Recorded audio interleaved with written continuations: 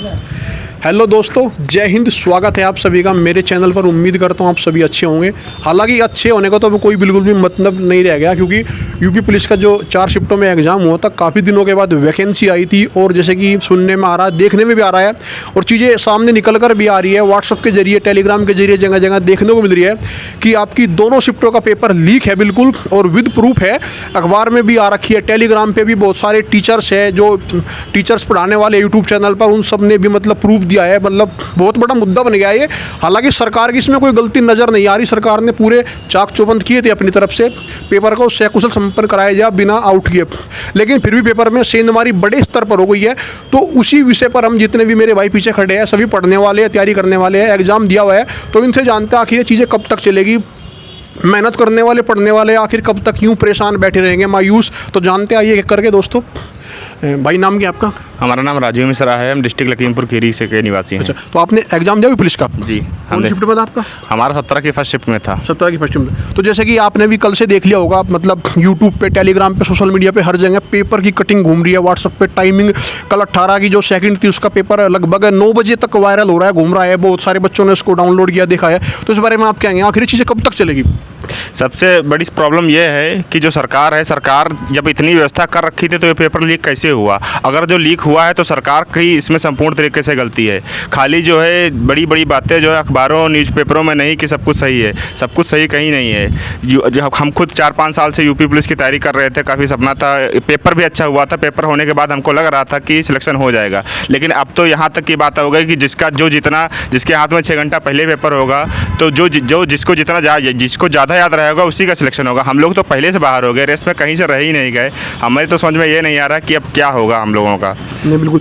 जैसे कि ऐसा भी सुनने में आ रहा है कि जिनको पेपर मिल गया, उन्होंने 140 प्लस क्वेश्चन किए हैं, यानी कि वो बिल्कुल नकल से किए हैं। उनका पढ़ाई से कोई मतलब नहीं है, न कभी बुक उठाई, ना भी कोचिंग है, लाइब्रेरी, कोई मतलब नहीं। लेकिन जिसने मेहनत की है, 120 तक जिसके थे, उसके चांस थे कि मेरिट 200 या 210 या 180 के प्लस रहने की उम्मीद है। तो उनकी तो उम्मीद अब खत्म हो जाती है बिल्कुल। हमारे खुद 215 नंबर हैं, हम तो तुरंत आंसर की मिले, उसके बाद 215 नंबर थे, तो हमको लग रहा था कि अब तो आराम से सिलेक्शन हो जाएगा।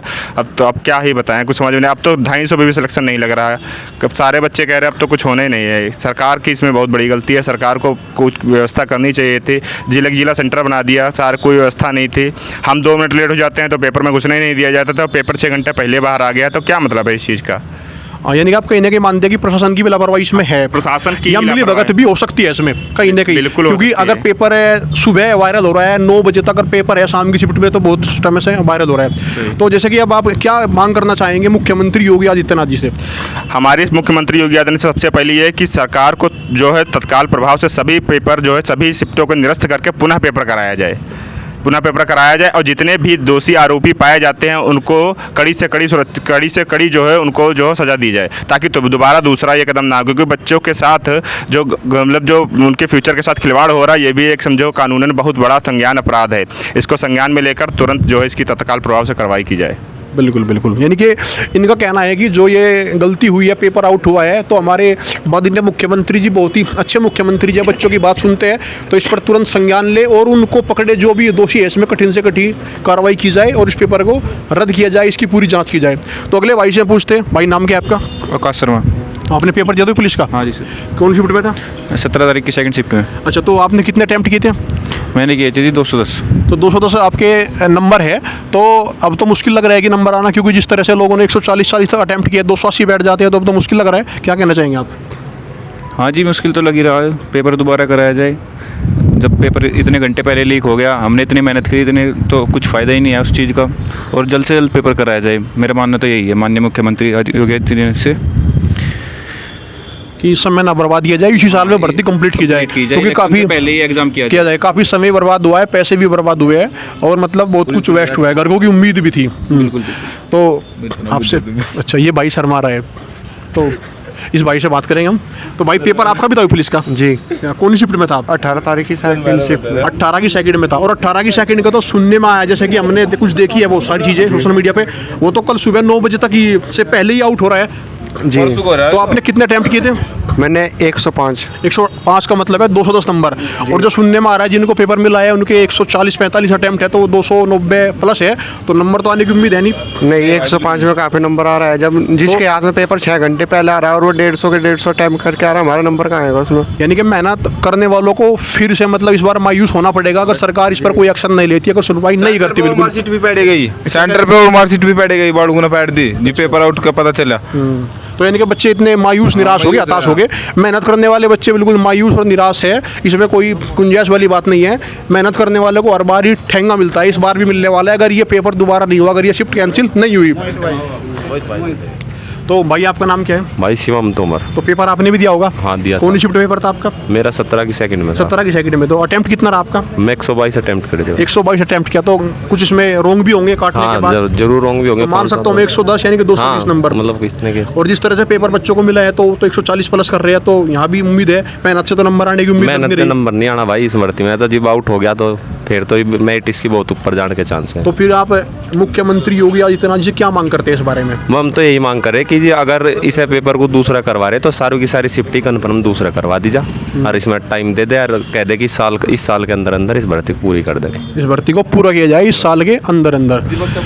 तो जैसे कि आपने सभी भाइयों के विचार सुने, ये सभी मेहनत से पढ़ने वाले स्टूडेंट थे। पेपर जिन्होंने अपनी मेहनत से दिया, इन सब का स्कोर 120-22 या 115 के आसपास था। और जो पेपर आउट होने के बाद घटना चली, सुनने में आया, बहुत से मिले कि मैंने 140 किए, 145 किए। इधर सोशल मीडिया पर हमने बहुत सारे यूट्यूब चैनल्स है जिन पे पढ़ाई होती है, उसमें बच्चे नीचे भी कमेंट कर रहे हैं। मैंने खुद देखा कि मेरे 140 प्लस हुए हैं, मेरे 145 प्लस हुए।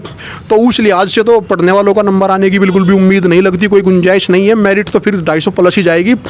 तो अगर कल का पेपर 9 बजे वायरल हो रहा है, जैसे कि मैंने भी कुछ स्क्रीनशॉट देखे यूट्यूब पर या उस पर टेलीग्राम पर, उसमें नीचे लिखा हुआ है।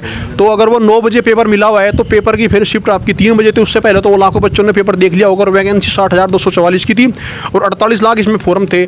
अगर उस शिफ्ट में भी आप देखें 12 लाख बच्चे थे, अगर लगभग 2 लाख बच्चों ने भी वो पेपर देख लिया होगा तो जाहिर सी बात है 60,000 शिफ्ट तो वहाँ से फिलअप हो जाएगी। तो जो पढ़ने वाले हैं वो फिर मायूस होंगे।